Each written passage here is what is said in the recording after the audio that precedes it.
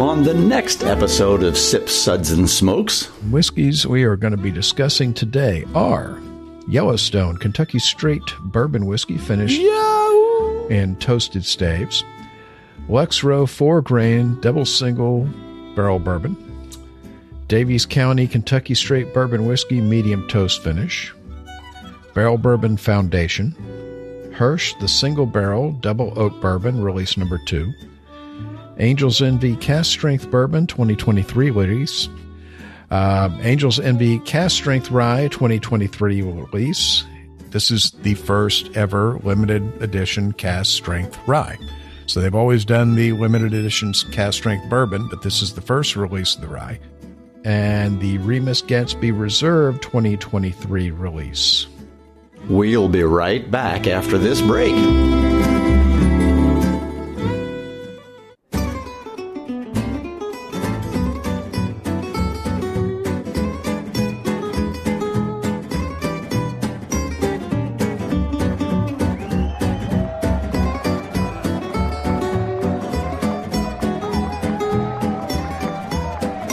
Brought to you almost live from the Dude in the Basement Studios. Why? Because that's where the good stuff is. It's Sips, Suds, and Smokes with your smoking host, the good old boys.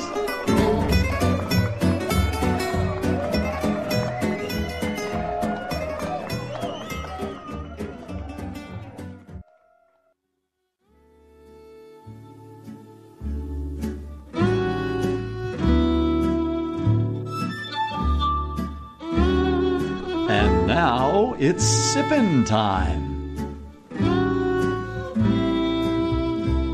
Hey, yes, it's sipping time again. Welcome to this Sips episode where everything good in life is worth discussing.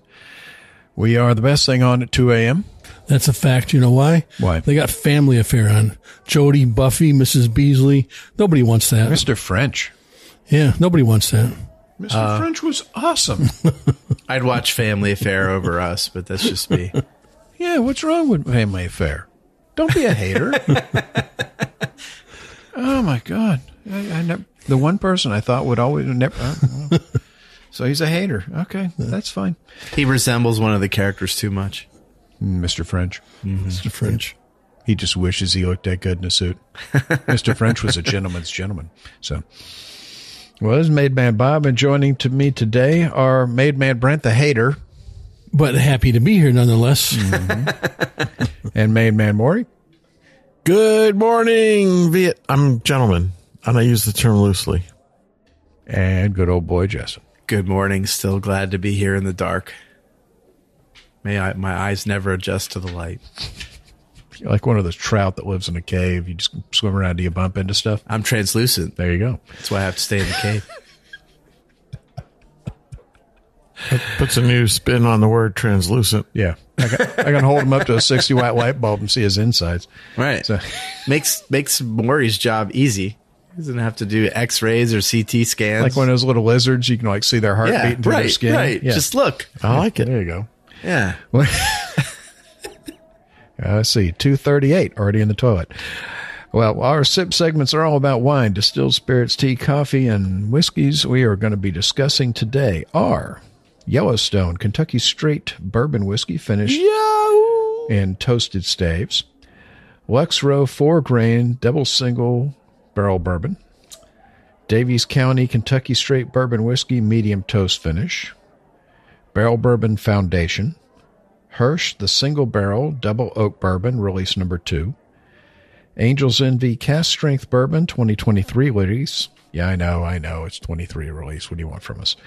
Angel's Envy Cask Strength Rye 2023 release. And the Remus Gatsby Reserve 2023 release. So, yeah, let's let him, I guess. All right, we're going to have Justin do the sips ratings. One sip. Give me a glass of water to wash out my mouth, girly man. And you wondered why I was unsure. 2 sips. Nice, but what else do you have? Well, isn't that nice? 3 sips. It's interesting. What was this again? Interesting. 4 sips. Let's keep the secret to ourselves. Pour me another. That's classified. 5 sips. Oh my! I was unaware anything could be this good. Oh my goodness! Sounds like Arnold Schwarzenegger killed and ate Mick Jagger. Like, consumed his bones and all. I mean, like, what was that? That was weird. I was like, expect get to the chopper. You know, no. No, that was Hans of Hans and Franz. That went like right off the cliff. Pump you up. Okay, well, at least the whiskey's good. So let's have Brent tell us about our first whiskey for today. Thanks, Bob. So Stephen Beam opened up Limestone Branch Distillery in 2011 with the goal of crafting the finest spirits in small batches. Stephen is a 7th-generation distiller with a history of distilling on both sides of his family, Beam and Dant. So in 2015, he brought the Yellowstone brand back to the family. Every time I hear the word Yellowstone, I think of Beth. I don't know why that is. Because she's memorable. Yeah. Go Beth. So this will be memorable, yeah. So I can think of 2 reasons why you're thinking of Beth. Yeah. So the Yellowstone, first one is the Yellowstone Kentucky Straight Bourbon Whiskey finished in toasted staves. It's 50% ABV, 100 proof. This is the first release within the brand's special finishes collection. It starts with the brand's traditional bourbon mash bill, which is then stave finished.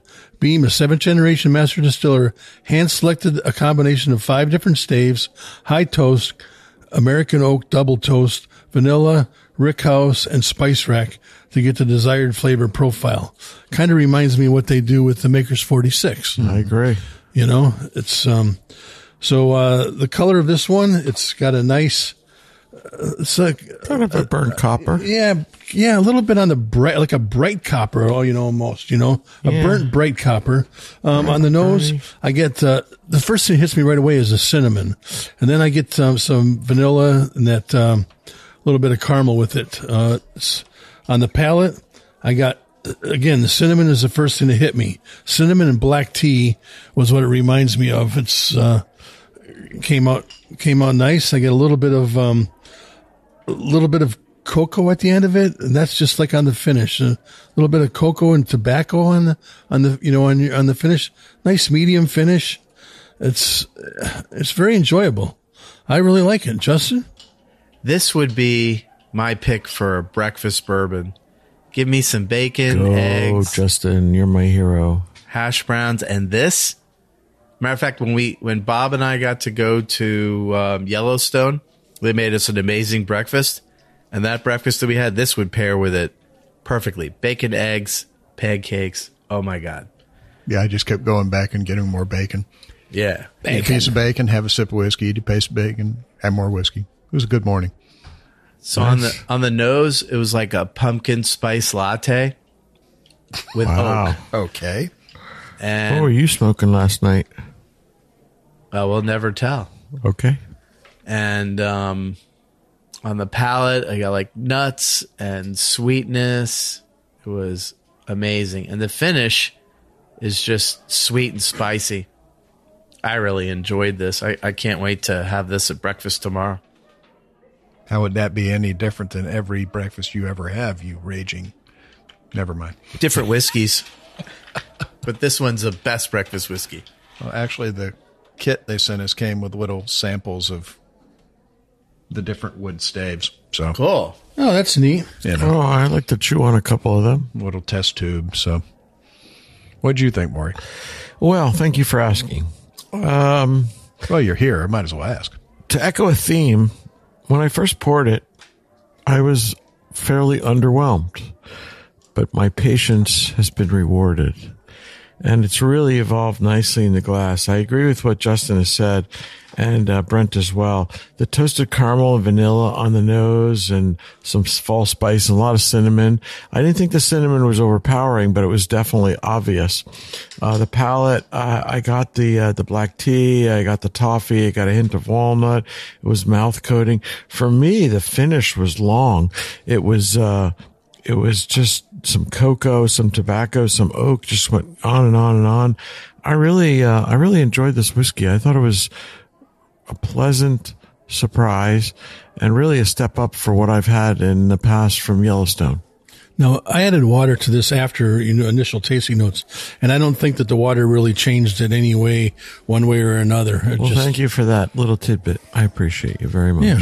Yeah, once in a while, the water doesn't do anything. Right. You just want to try it out, though. Always give it a try because it absolutely can affect it. So, I thought the water just simply diluted it a little bit, but didn't really offer any substantial improvement. Right. Sometimes you'll get something that will pop when you add a couple drops of water. Bob, do you have anything you want to add to this whiskey before we rate it? I think this is one of the best releases that they've done. I mean, short of their limited edition annual release. Their whiskey every year continues to get better and better. Not that their earlier stuff was bad, but I mean, it just gets better and better. Steve and the team over there doing good work. And I think this one is absolute winner. I mean, it's just, there's caramel and vanilla and cinnamon on the nose and walnuts and burnt toffee and, a little bit of white pepper. I mean, it's just, this is the real deal. I think he did a great job picking the staves and pairing the staves with it. They didn't over finish it, which is so easy to do when you're doing stave finishes. I think this is an excellent example of what those guys are capable of. So we're going to be giving the Yellowstone Kentucky Straight Bourbon Whiskey finish with toasted staves a well-deserved 4 sips, guys. That's classified. So let's move on to our next whiskey, and we'll have Justin tell us a little bit about that one. So we're going to talk about Lux Row 4-grain double single barrel bourbon. It's 57.5% alcohol by volume or 115 proof. This expression from the Bardstown, Kentucky-based Lux Row Distillers is a combination of a single barrel of a 4-year wheated bourbon and a single barrel of a 4-year-old rye bourbon, hence the name double single barrel.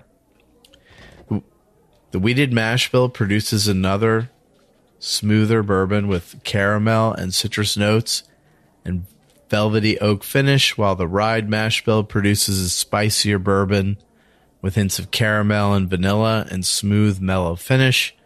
Together, the bourbon's 4 grains, corn, wheat, rye, and malted barley, come together in a balanced, flavorful mix of both mash bills. So I definitely got all the different components on the nose. The palate was sweet and spicy, and the finish was long and spicy. What did you think, Maury? Well, I'm going to be a little contrary today. I thought this bourbon was high expectations and low on the delivery. I always like when they over-deliver and under-promise, but for me, this promised more. But we'll be back. Hey, and we're back, and we were discussing the Lux Row 4-grain double single barrel bourbon. Maury was finishing up his thoughts. Thank you, Bob. Again, lovely color. Nose is some complexity. I thought it was a little bit simplified on the palate. Finish was medium to long. Pleasant bourbon. Really nothing inherently wrong with it. I think it's going the right direction. Brent, what'd you think? Yeah, on the nose, I got some corn and I got like a musty note to it. And then on the palate, I really thought it kind of reminded me of a dusty 70s bourbon, along with added cinnamon and some flat cola.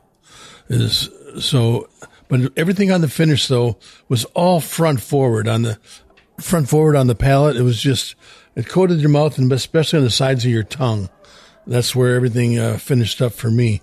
It was good. I don't say great, but it was, it was good. Yeah, I'm with you. It's the same thing for me. When I drank it, I thought this is very similar to an older, dusty, late 70s, early 80s bottle that you find on the shelf. that cola note that you find so often in the old dusty bottles was there. It's got a dusty kind of dusty oak finish to it for me, but it's mostly front palate for me. I don't get much in the back at all, but definitely interesting. And man, if you could figure out how to make a whiskey that gives you a full palate and a really good long finish that has that dusty flavor, and if you could do that with contemporary whiskey, you could make a damn fortune. So we're going to be giving the Lexro 4-grain Devil's Single Barrel Bourbon 3 sips. Interesting.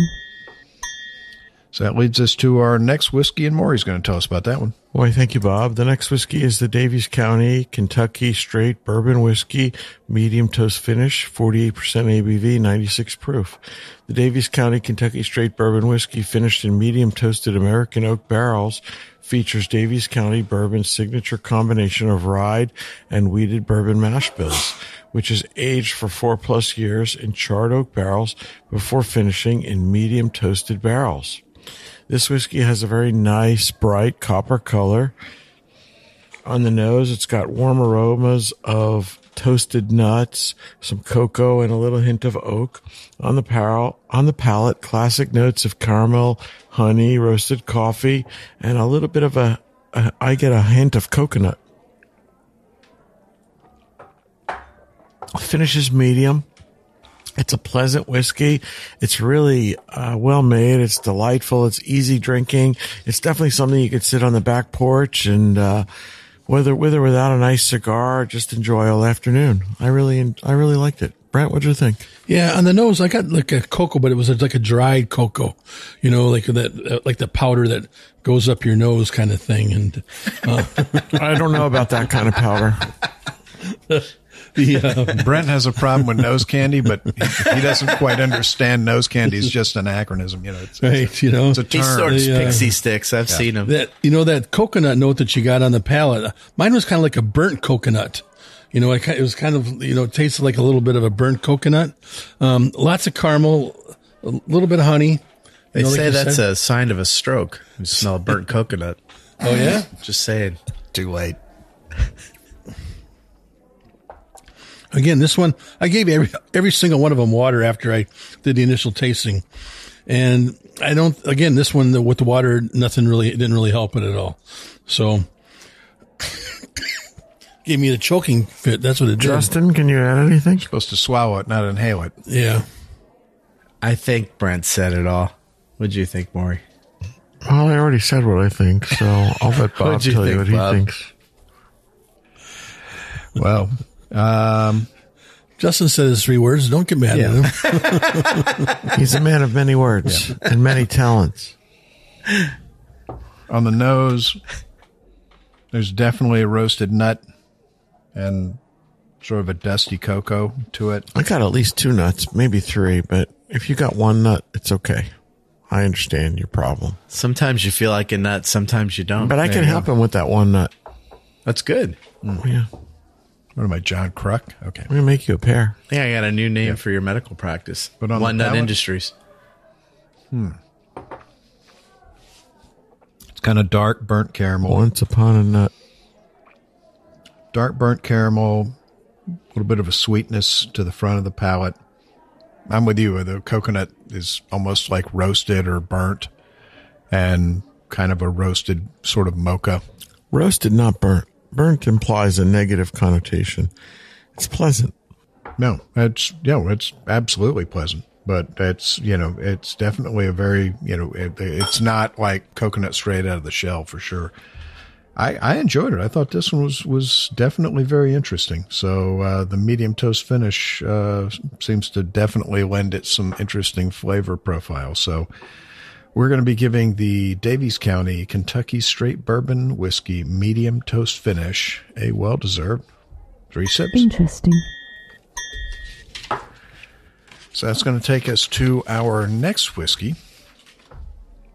Let me grab that. Well, why don't you tell us a little bit more about it, Bob? So this is the Barrel Bourbon Foundations, 50% ABV, 100 proof, 5 years old. This is a blend of, well, it's 5 years old because it's always the lowest number in the batch. This is a blend of 8-year-old Kentucky bourbon, 5, 6, and 9-year-old Indiana bourbon, 8-year-old Tennessee bourbon, and 5-year-old Maryland bourbon with a combined mash bill of 73% corn, 23% rye, and 4% malted barley. So another of their blending experience from Joe Beatrice over at Barrel Bourbon. And he has really become a really just well-tuned machine when it comes to his blending skills. His first couple of years, I was a little questionable, but lately, though, he's been on target. Yeah, some of the recent releases have just been absolutely stunning. So yeah, especially that gold label. Oh my God. Yeah. But this is their foundation, and there's a sweetness to it. A little bit of a melon, some peaches, some apricots to it. There's a little bit of a citrus on the nose. And on the palate, hold on.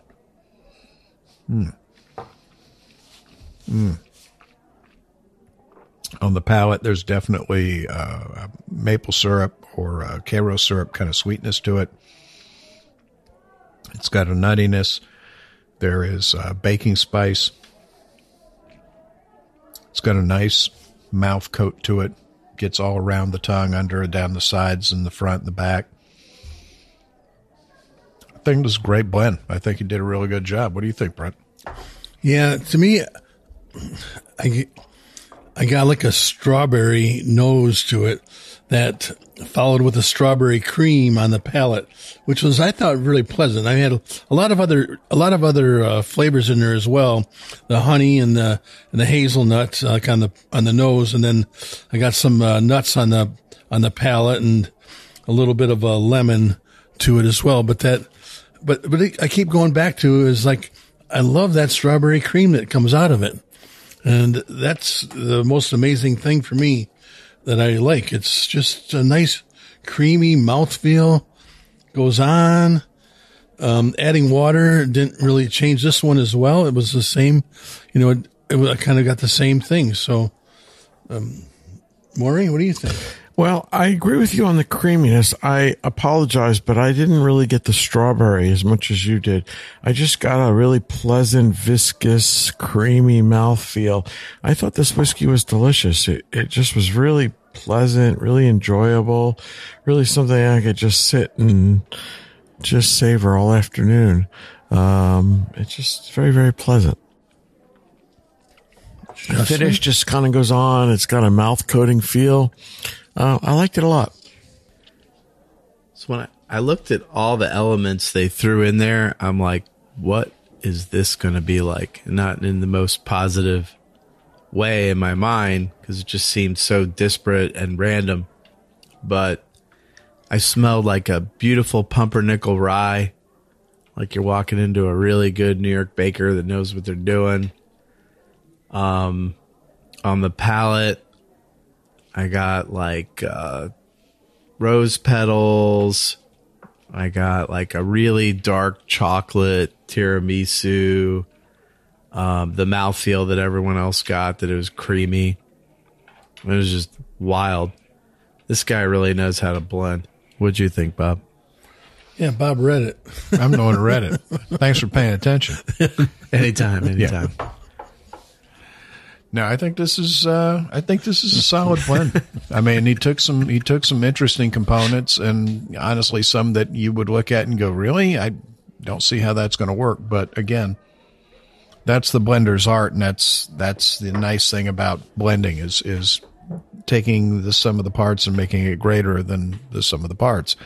And I think he's done a good job here. So, kudos to Joe. He did it again. I think this is a very well put together whiskey. Yeah, you see this one on the shelf, definitely go for it. I mean, I'll be the first to tell you that the first couple of years of barrel bourbon, I was kind of, off put about them. I hadn't really found, it was kind of hit or miss of, finding the right one and stuff. We did we did a couple of barrel picks with a local, with Harmeet there, and he's got a couple of great picks in his store that we did, but yeah, these things are coming around. These are, I agree. Yeah. They really have made a lot of progress, and from the beginning, they've really continued to evolve. Yep. You were going to say something? No, I was thinking about. I was going to mention that, or he's having a stroke. I was going to mention somebody's name that fell in love with him early on, and has been going. Loved him early on, even in the early days and stuff. And I just didn't catch on to him at that early. It took me a while to catch on to him. So, well, sometimes it's that way. Depends on your palate. So yeah, and they're really evolving to a great degree. Well, again, blending is an art unto itself. So the ability to take, so many different components and be able to understand how they're going to interrelate with each other and how they're going to work and how they're actually going to make something better. That's very difficult. That's very difficult. And the people that are the great blenders in the world are completely different people from the people who make it. The distillers are completely different. Palates can work completely differently. So, when you get somebody who really knows what they're doing with the blending, that's a unique talent. So I think they've done a good job with this one, and we're going to give the Barrel Bourbon Foundation a well-deserved 4 sips. That's very nice. So that gives us up to our next whiskey, and we're going to have Justin tell us about that one. So now we're going to talk about Hirsch, the single barrel double oak bourbon release number 2. It's 45% alcohol by volume or 90 proof. It's 80% corn, 12% malted barley, 8% rye, and it's 56.2% alcohol. Never mind. The second release of the single barrel double oak bourbon from Hirsch is made of a 9-year-old Kentucky bourbon with a mash bill of 72% corn, 13% rye, and 15% malted barley, aged for 8 years in a new number 4 char American oak barrel, followed by another year in a number 1 ultralight char barrel. So it's got a nice light brown color to it. You get a really interesting nose off this one. It smells kind of like a campfire where they use like really good hickory wood. As opposed to what? That cheap hickory wood they make in China? Yes. Correct. Opposed to that one. And it's very sweet on the palate. It's spicy. And then the sweet and spicy goes right along with the finish. What'd you think, Maury? I agree with you. It's interesting that you describe it that way, but you're 100% correct. It is sweet and spicy. Very interesting offering. I thought that I was expecting something a little different. It's got this funky mahogany color on the eyes. It's got an interesting nose. When I first poured it, I was not overly impressed. But again, as has been the theme today, time and air. I did not add any water to it, but I agree. With a little bit of air and time in the glass, it really started to showcase a lot of the stuff that you've discussed. And I've gone from being, on the fence about it to enjoying it. I think it's a pleasant sipper. It's not the best thing I've ever had from Hirsch, but I think it's a well-made whiskey, and I think it drinks very nicely today. What do you think, Brent?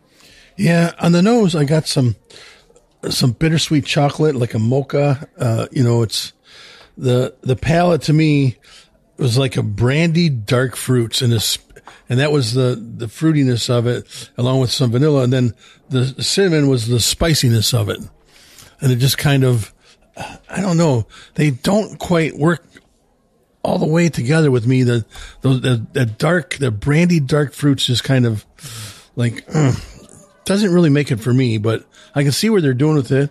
It's pleasant, but it's not like like, yeah, I got to go back to that one. You know, it's one of these ones like, okay, I can try that once in a while, and you know, and it's just not something I'm going to go to over and over and things. So, Bob?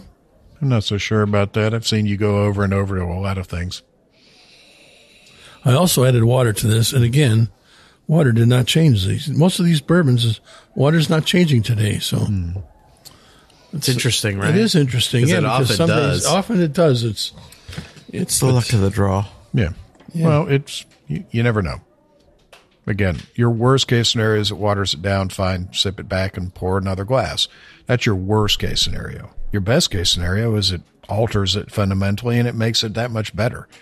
But it's usually somewhere in between. But, you know, once in a while, you know, give it a shot. So, I mean, I'm not an ice drinker, but if I were, none of these would be negatively affected by a cube or two. No.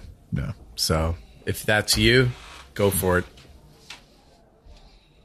Now, I enjoyed the nose on this because it's, like he said, it's kind of like brandied fruit or stewed fruit, plums and raisins. And it's got a nice nose to it. On the palate,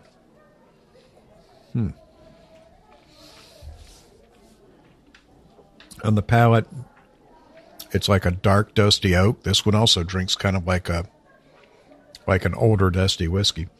But it's definitely, it tastes like it came from somewhere, you know, way down low in the rick house. There's a dark burnt toffee to it.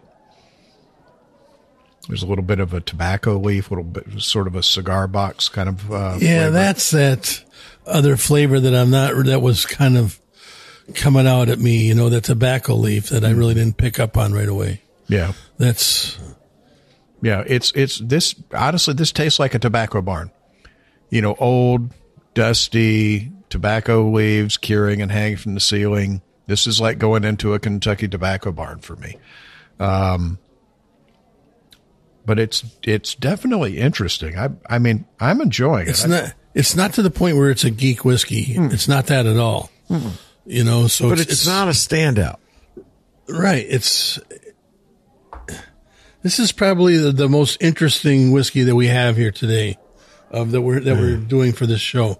This is probably the one that's polarizing in all directions that everybody can talk about. You know, and everybody can, and that's great. Yeah, you know, yeah. Because there are going to be people that are ambivalent about it. There are going to be people who are going to taste it, who are going to love it, and everybody in between. So, is there anything wrong with it? No, it's a well done whiskey. It's something that some people are going to like and some people are not. So we'll be back.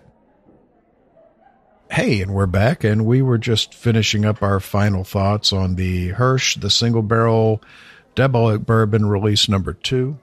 So I think we've all pretty much said everything we were looking to say. So we're going to give that a rating of 3 sips. Interesting. So that takes us to our next whiskey. And we're going to have Brent tell us all about that one. Thanks, Bob. This next one's the Angel's Envy Cask Strength Bourbon, the 2023 release. It's 59.1% ABV or 118.2 proof. The color, the Angel's Envy color is always a little bit brighter, it kind of seems, than most of your bourbons. It always seems a little, a little more on the 80-ish penny side than some of your darker bourbons. Most of the time. No, so they have a couple that are dark, but this is not one of them. So on the nose, I got a creamy strawberry nose to it. Cherries, marshmallows,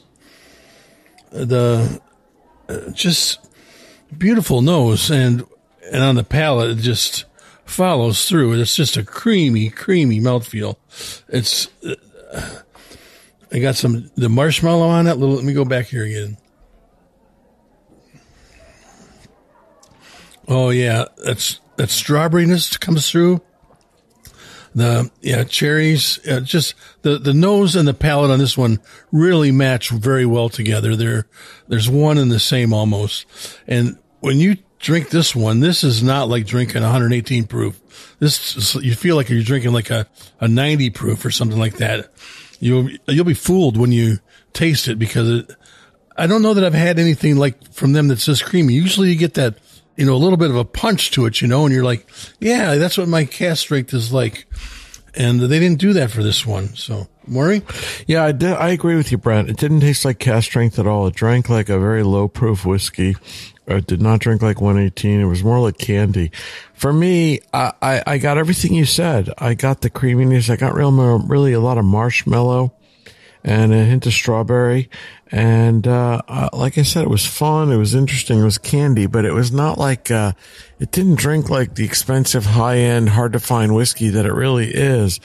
And so I thought it was good and I enjoyed it, but compared to what I'm used to and what I've had before on these cask strength bourbon, it didn't taste like either cask strength. It didn't taste like a traditional bourbon. It didn't have a lot of the bourbon spice that you'd come to know and love from a cask strength bourbon.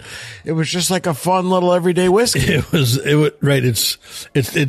It didn't stand out as being like this punchy, go at you kind of, cask strength. Right. And I'm sure not knowing, very different from every other cask strength that they've had. Not knowing the price. I'm thinking this drink's like a $30, $40 bottle, but it's probably a $250 bottle.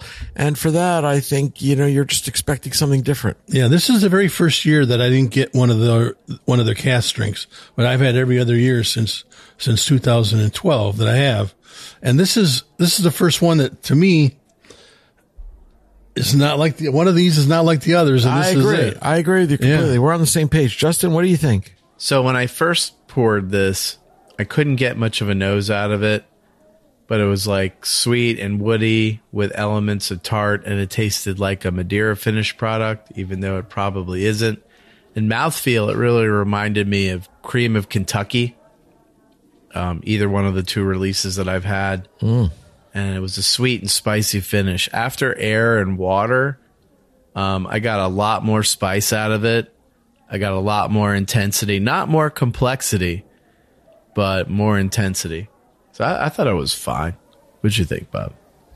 I enjoyed it. I mean, it's different than what you're used to, but I don't let that bother me. All I care about what's in the glass I'm drinking right now. So. Oh, very enjoyable drink. Yeah. Don't get me wrong there. It's not unusual. Yeah, right. It's completely off the radar from the other cask strengths that they've put out. It's very different.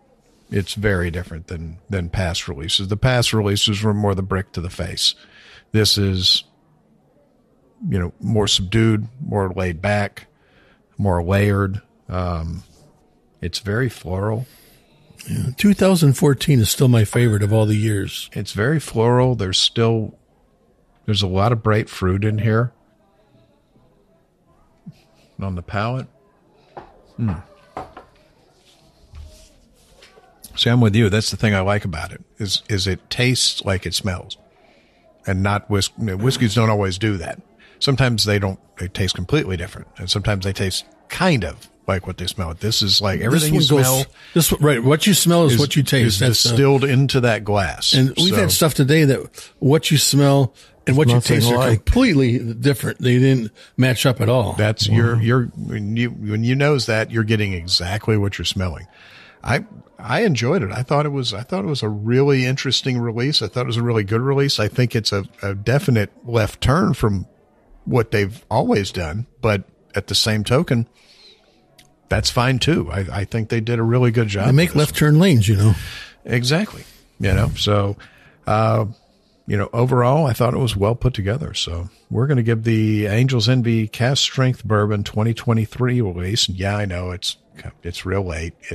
We got a backlog, They keep putting out too many cigar shows, Justin. So, but we're going to give the Angel's Envy Cask Strength Bourbon 23 release a well-deserved 4 sips. That's classified. Well, Bob, tell us about our next whiskey. So that's going to take us to the Angel's Envy Cask Strength Rye. Which is unusual in the fact that this is the first ever limited edition cask strength rye. So they've always done the limited edition cask strength bourbon, but this is the first release of the rye. It's a blend of 2 separate batches of MGP 95.5, aged between 5 and 7 years. One batch was matured in Sauterne wine cask for 3 years, And then the other was aged in a combination of American and French toasted oak barrels for 6 months. It's 57.2% ABV. So the color on it, it's honestly, I think it's surprisingly dark for what it is. It's more of a brownish bronze to it. It's definitely darker than the bourbon. Yeah. On the nose, the Sauterne definitely leaps out. You're definitely getting that wine note on the nose. It's flowers, sweetness, a little bit of honeysuckle. And on the palate, on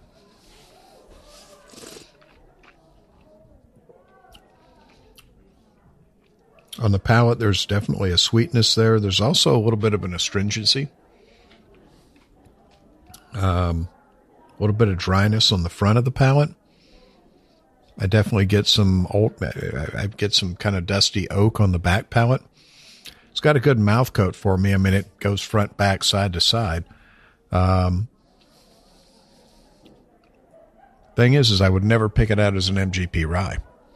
Never, ever would you say this is. No, it doesn't taste like MGP. Absolutely does. And that's the one thing I was like, one thing I wrote down, you would never pick this out as a rye individually. Just from how it is. So they've really. But the Angel's Envy rye doesn't taste like a traditional rye anyway. There's a pepper note to it, but it's nowhere near your traditional rye. But like Maury said, the Angel's Envy rye isn't your traditional. The regular Angel's Envy rye is not your traditional rye. And honestly, out of the regular Angel's Envy and the two regular, the bourbon and the rye, I always liked the rye better. That was always my choice. That flavor profile always met with me. But this one is very different. And it's their first shot at the cask strength, limited release, and I think it's delicious. What did you think, Brent? Yeah, on the nose, I got this like a cream soda, some black tea, and that floral notes that you say they're the big floral notes. The tea, I missed that. The tea is definitely there. On the palate, I get that baking spice and leather, but it doesn't come out as you think that. Oh, those match up with the rye, but it doesn't match up with the rye. So I think the other casks that they use to age it in and stuff really helped this one a lot. As far as changing taking it from that 95.5 that you're so used to and making it cask strength. And again, it doesn't drink like cask strength. No. So you'll be fooled by this one, but it doesn't take anything away from it. It's still really enjoyable. That rye spice is not so much there, is more of like almost a creamy white pepper. I'm going to be a little contrary and say gingerbread. For me, it was all gingerbread. It was like a gingerbread latte. I just got gingerbread on the front, back, and middle. Go ahead, Justin. Really tell me he's full of it. Tell me what you're talking about. So to me, this tastes like a 95.5 MGP rye that someone aged in Sauterne barrels for a while. So it made it a rye you could have. You read the description. Made it like a rye you could have with creme brulee or something like that. And then it would contrast well, or rice pudding with cinnamon. And I really liked it. So you completely missed. I was setting you up. It's like, tell Maury he's wrong. And what'd you do? No, you just started describing it. It's like, you had your shot. You had your shot. Yeah, it was he always does it to you. The audience already knows he's wrong. They don't need my help. Well, that's true. Yeah, whatever. Audience, you need people listen to us? At least 4. 2, 3. Yeah, okay. As an 4. editor. Yeah. Mike. Yeah. Okay. It's at least 4. Okay. Maybe 5 on a good day. So maybe. This was definitely an interesting one. I found this one very different, very interesting. So. Totally different than any of the other previous releases. Well, they've never had a previous release of rye. Well, than their previous ryes. It's their first cask strength, but it's different than their regular rye. It's different than the cask strength bourbon. Well, the regular unique. rye is the reason I like it is it still had the rye underneath, but it had almost a candy note on top. Correct, because it was finished in those Caribbean rum barrels that were Plantation XO. Yeah, it was cognac and then rum. So that was cool. Yeah.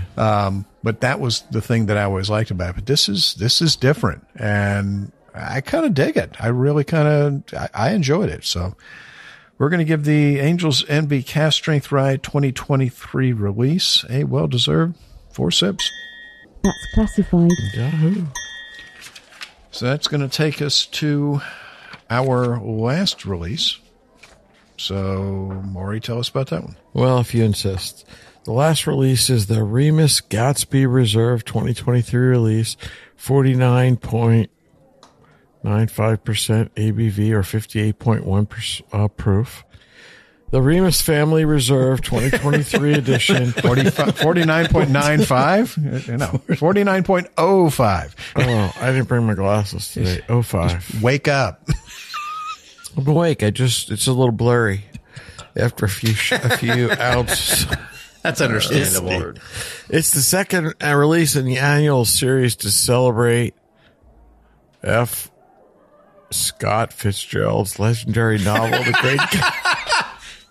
Do you need me to get you one of those like special magnifying things so you can read the menu, Grandpa? I'm borrow Fred's cheaters. Oh, that's much better. 3 shots in. A pair of cheaters. Goes a long Thanks way. for joining us. Yeah. Okay, crafted by master distiller Ian Sturzman and the team at Ross and Squibb Distillery, Remus Gatsby Reserve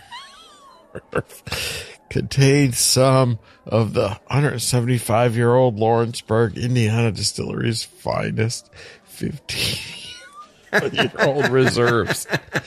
Straight bourbon whiskey. Stop it. The 2023 release features Not that funny. 2 bourbon mash bills, 75 corn, 21% rye, 4% barley malt, and 60% corn, 36% rye, and 4% barley malt. And is offered at cask strength. The whiskey has a beautiful mahogany color on the nose. You get some caramel, some candy dark fruit, some saddle leather, and a hint of brown sugar with a candied note. On the palate, there's definitely caramel, oak, dark fruit, raisins, char, and brown sugar. I found the finish to be relatively short to medium with notes of saddle leather, cherry, and oak. I thought it was a very nice whiskey, but honestly, from the stuff I'm used to having from Remus, I've had much better in the past. This was not my favorite offering from them. Although it's well made, I think they can do better. Brent, what do you think? Well, they also didn't like your reading, so you guys are even. Good Lord. Marley malt? Yeah, man, Marley malt. No, I can't. Cool runnings. Go ahead, Brent. I know. So, yes, this one, the candy dark fruit there on the nose, you get that with that leather. Really comes through on the palate. Really dark fruit that's like toasted. That's the best way to describe it. Charred, Stewedy, and the raisins, and the finish. A nice lingering finish. This is different than the other Remus offerings we've had. I didn't like this one as much. That's not saying it's bad. It's just saying that I like the other ones better. So. Justin? I just keep thinking of old 80s band, Stewie Stewa. Oh, baby. That's all I'm thinking. But, What the hell are you What talking was about? that? Louie. But compared to this song. So I got caramel, dark fruit. It was sweet on the palate. It tried to be spicy on the finish, but it didn't quite make it there. And it ended quick, and water and air didn't change it. Thank you. All right. Well, not much I can add to that rambling mess from you three. So we're going to give the Remus Gatsby Reserve a well-deserved 3 sips. Interesting. Under protest. We agreed to 2. No, we didn't. The hell are you talking about? We Wake agreed up. on 2. Wake up. I've been up. We agreed on 2. Are you awake? No, I don't think so. Did anybody here give it a 3? Yeah. I think we know the title of the show has got to be We Agreed on 2. I think the title of the show is Somebody's Asleep. So, Somebody has not slept in days. well, that's all the time we have for today because Maury's got to go take a nap. Thank you, Brent. Oh, it was a pleasure today. We're skipping Maury because he's already It asleep. was so peaceful without hard meat today. Thank you, Justin. Thank you, Bob. Pleasure to be here in the basement. Well, Suds and Smokes, this is Madman Bob. Thanks for joining us. We're going to go tuck Maury in before he passes out on us. Life's too short to drink bad whiskey. Oh, gosh.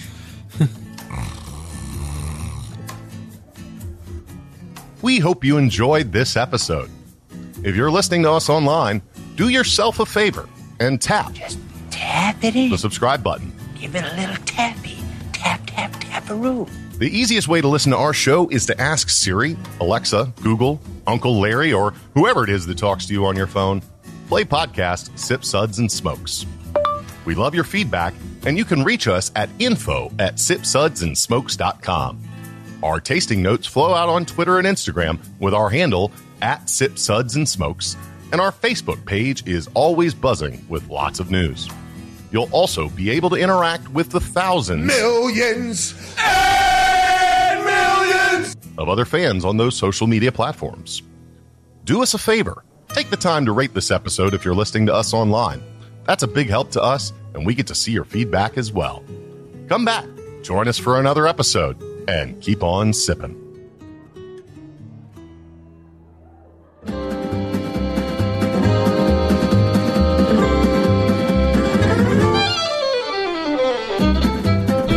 This has been a One Tan Hand production of Sip, Suds, and Smokes, a program devoted to the appreciation of some of the finer slices of life. From the Dude in the Basement Studios, your hosts, the Good Old Boys, will see you all next time.